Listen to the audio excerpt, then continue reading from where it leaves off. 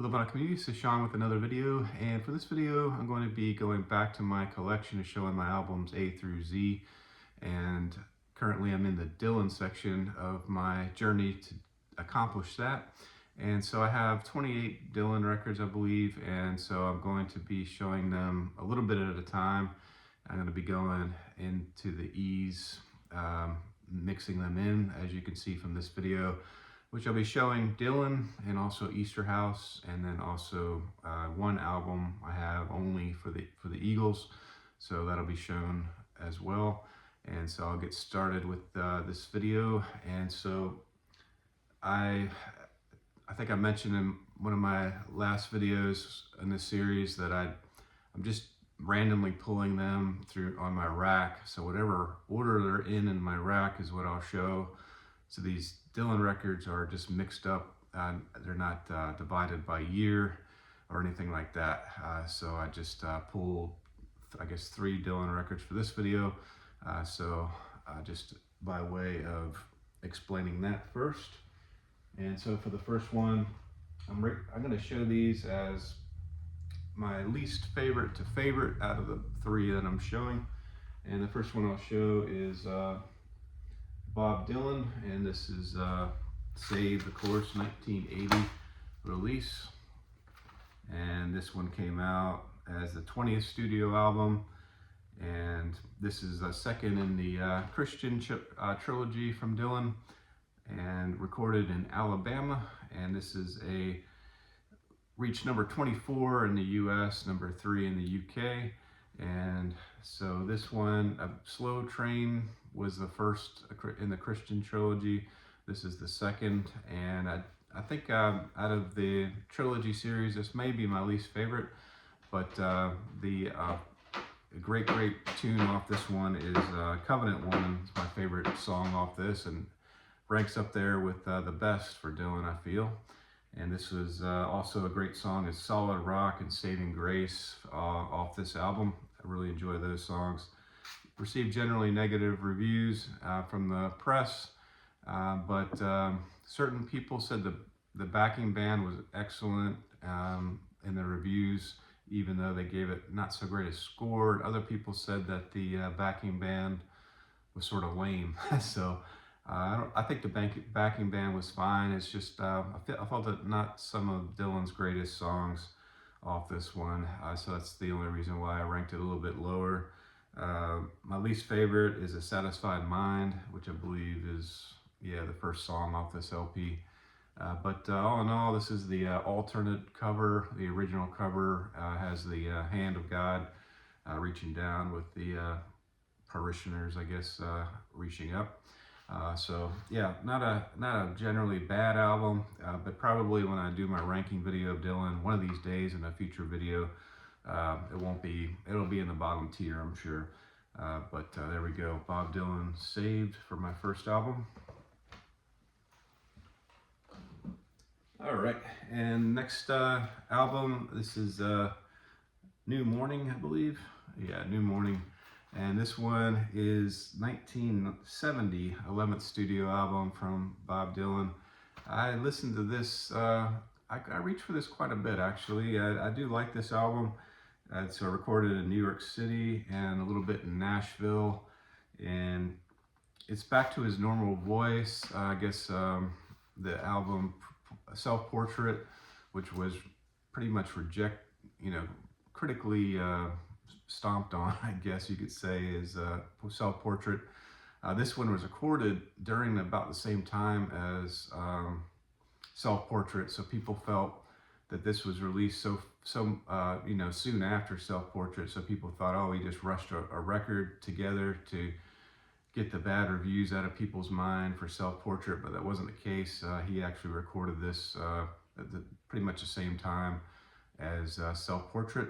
But anyway, back to his normal voice from first since John Wesley Harding, I believe in 1967, and previous to, I guess, what was it, Nashville Skyline, which I don't have yet.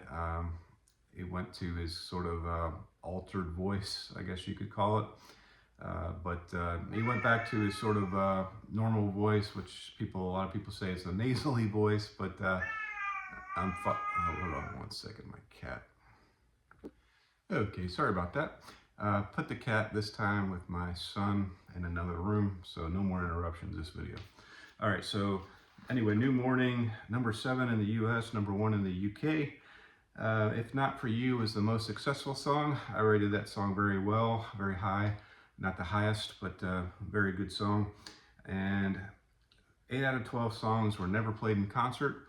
I mean, but he has so many records. It's not a knock on this album, I feel. But 8 out of 12 never played in concert from what I read, if you can believe it. Pretty much recorded same time as Self Portrait, like I think I said that. And this one was a well-reviewed album by critics. Kind of a return to form after Self Portrait. Pretty much universally ranked that way. A couple bad reviews scattered here and there, but generally well received. This is New Morning, and there's the back. And so I'm trying to see Martha Stewart there. Great background vocals on this album. And yeah, so produced by Bob Johnston. And what else about this album can I say? Oh, my favorite songs off this one for sure are Day of Locust and Went to See the Gypsy. All those songs are 8 out of 10 for me. Just great songs. Covenant Woman also off the Saved album, just a great song. Also 8 out of 10 for me. Just great songs off this one. And yeah, so Bob Dylan, New Morning, very good album. All right, and this one actually, you know, when I eventually do my ranking video for Dylan, this one I think will be in the sort of the top tier. I just really love this album. It's Bob Dylan, Good As I've Been to You. And this album came out in 1992.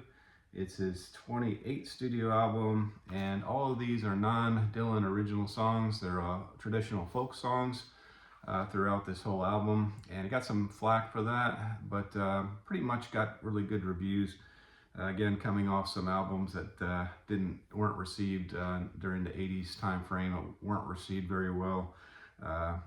This was a kind of a return to form for Dylan, his first all-acoustic record since 1967. Another Side of Bob Dylan, 1964 actually. So it's a span of 28 years between acoustic albums. It's 51 in the US, 18 in the UK. Recorded in Dylan's home garage studio in Malibu. I think he tried to record this in, Chicago with musicians, but I guess he decided to strip the musicians out and just do an acoustic album, from what I gathered.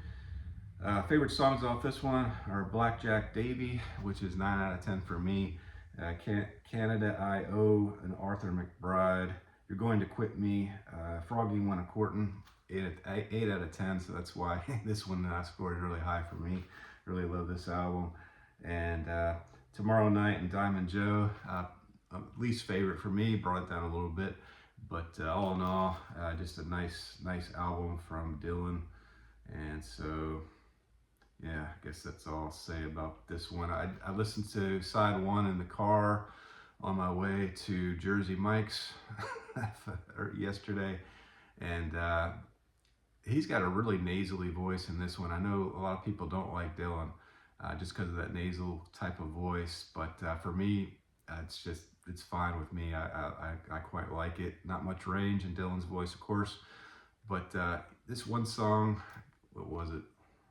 I think it was Sitting on Top of the World, maybe. I was like, man, this song and his voice, maybe, but by the end of this song, which is like a 5-minute song, I was like, man, his voice is perfect for this song. Dylan has a tendency to do that for me, at least for me anyway. You're just thinking, I don't know about this song, and then by the end of it, just with his lyrics and his tone and his the way he delivers the music, by the end of the song, you're like, oh, this is an awesome song. And Dylan has a unique ability to do that, I feel. on his later albums.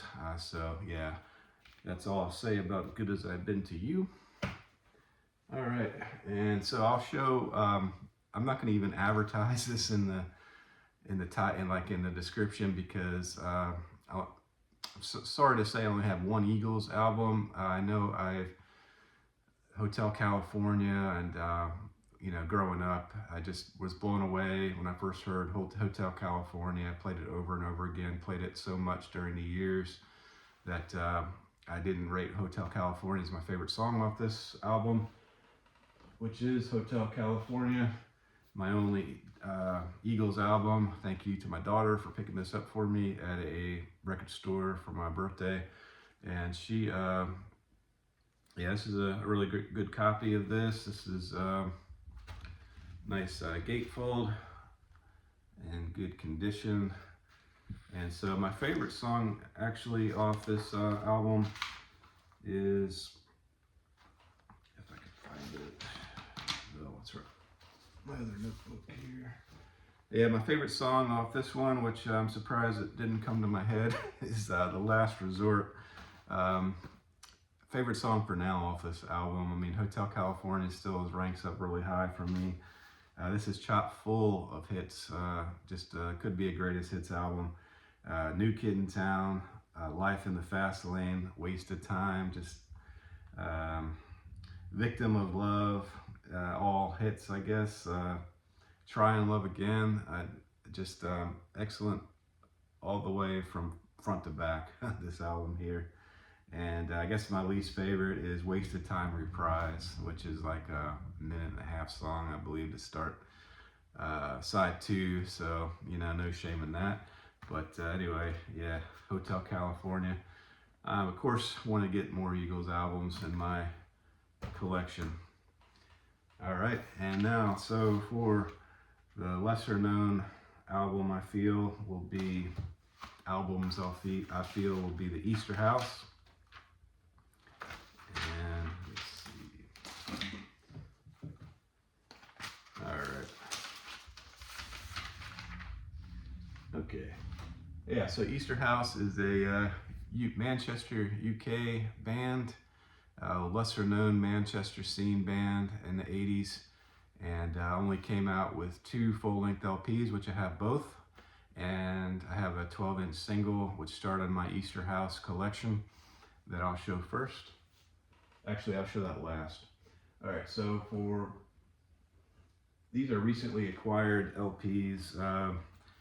Both of these albums have the, there's a Mark Morris, let me know if you know this radio station because it's in Iowa.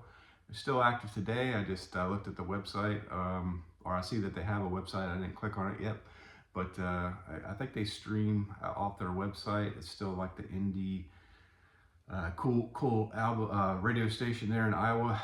I think it's, what is it? I didn't write down the city. Well, maybe it's on here. No. But it's in a college town, I know that, maybe Iowa State or something. But yeah, KUNI FM 91 and KHKE 89.5. The seller on eBay had a bunch of, had a bunch of records with this sticker here, which is annoying because it makes the album cover bad, or makes the album cover less than desirable. But the vinyl is I would say minty fresh. So the cover, even with the sticker, is uniquely bad. I feel just the songs of the song titles on the cover. I've never seen that before ever in my life. And then the back, it's just. But despite that, this is one of my favorite albums. I've come to learn. I remember hearing Easterhouse growing up in the 80s and liking them, but I bought the single, which I guess I'll show now. The single, Come Out Fighting. I bought this at a local record store here in Florida where I live, and not one of my favorite songs off this one, but I remember they have great songs, remembering from the 80s. So I picked this up for like $1 at the record store locally, and so piqued my interest, started streaming Easterhouse, and then I picked up the the studio album LPs, which I'm showing today. Interestingly, this is not off this album, which is the same type, you know, structure with the title on the cover and the Easterhouse up top, but it's off their second album, which I felt was weird. But yeah, so come out fighting on this 12-inch single. Come out fighting Justin Strauss remix on the first side, and come out fighting Just Right dub and instrumental on the second side. So got that one out of the way. And so for this first Easterhouse, this is if you like the Chameleons, if you like you know, New Model Army and stuff like the Smiths, then I feel like you'll love this album from the Easterhouse. Post-punk, I would say, on this one for sure. And it's named after Easterhouse, a housing project in the suburbs of Glasgow. And so I guess they have ties growing up there, named their band after Easterhouse area in the UK. Formed by Ivor Perry and Andy Perry, and they're a political band, to say the least. They are on the left side of the political spectrum, to say the least. Andy Perry's political stance inspired by the Revolutionary Communist Party in the UK that was active between 1978 and 1997. During the time, well, I won't go into it that deeply, but they opened up for the Smiths in 1983. I think the Smiths had a hand in getting them a record deal, but they opened up for the Smiths 1983 in Dingwalls in London. Yeah, they're argumentative brothers, so they're kind of like Oasis, the UK brothers fighting, just like Oasis. EP came out before this album, so I don't have their whole discography until I get the EP, and I'm not sure. I haven't priced it actually. I'm thinking it's going to fetch a pretty penny or be very difficult to find. Not too many copies of these on Discogs, but the ones that I found on Discogs aren't badly priced for sure. But the EP In Our Own Hands came out in 1985. So this Contenders album came out in 1986. And yeah, post-punk, a lot of jangle pop, which I like. You know, I guess that's what they say REM is. So really, I love the guitars on this. I love the lead singer is actually Andy Perry. I love his voice. I feel he has a really good voice for this type of music, and rated this extremely high on my rankings. I just love this album. I guess universally, it's pretty much well received. I feel I saw a couple reviews where it says the first 3 songs you're thinking, oh, this is going to be just as good as the Chameleons and so forth, but then it drops off from there, which I have a different take on it. I think they have some weaker songs on side 2. They also have some really great songs on side 2, which I'll talk about now. And so my favorite songs off this are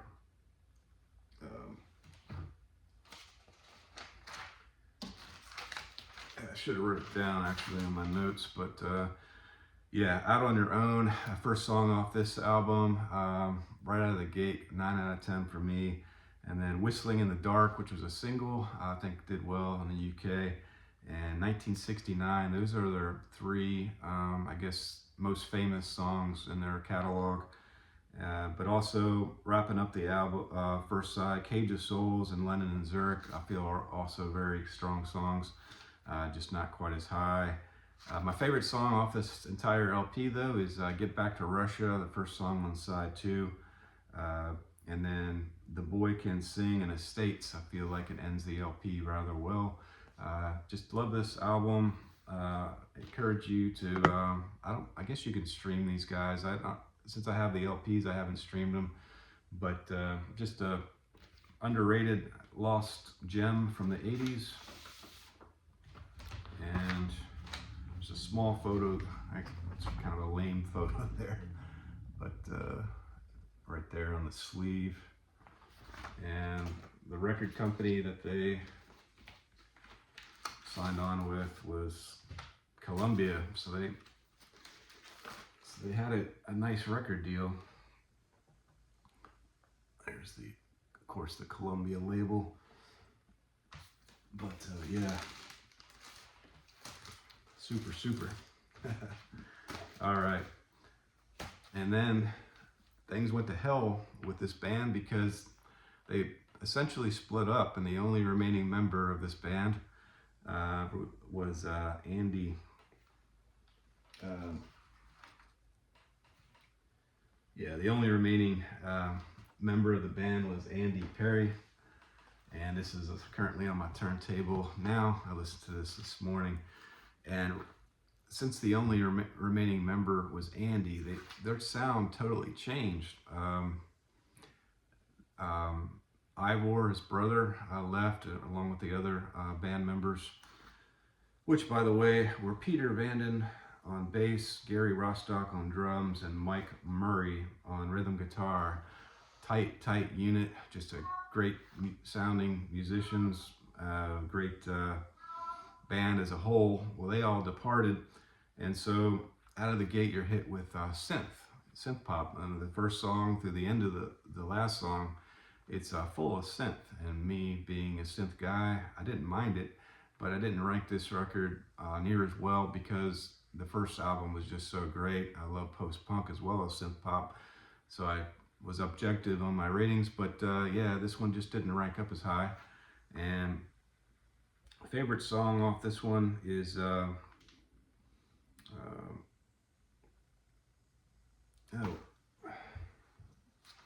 here again, my notes are lacking. My favorite song off this one are You're Gonna Miss It, which is a very synth pop sound. I wouldn't say synth pop, but a lot of synthesizers. Still, the biting lyrics are political in nature, left-leaning political lyrics in nature. And yeah, they pretty much, the reviews off both these albums as far as the lyrics was pretty much anti-Labor Party, which was the main party back in the early 80s in the UK, and they felt like the Labor Party was abandoning the working class, the working folks, working population there in the UK. I'm doing a horrible job, I know, but yeah. So the Waiting for the Redbird, You're Gonna Miss It, Stay With Me, and Come Out Fighting, I rated the songs relatively well. America is my favorite song off this one, besides You're Gonna Miss It. Those two got the same score. Just does fall off on the second side.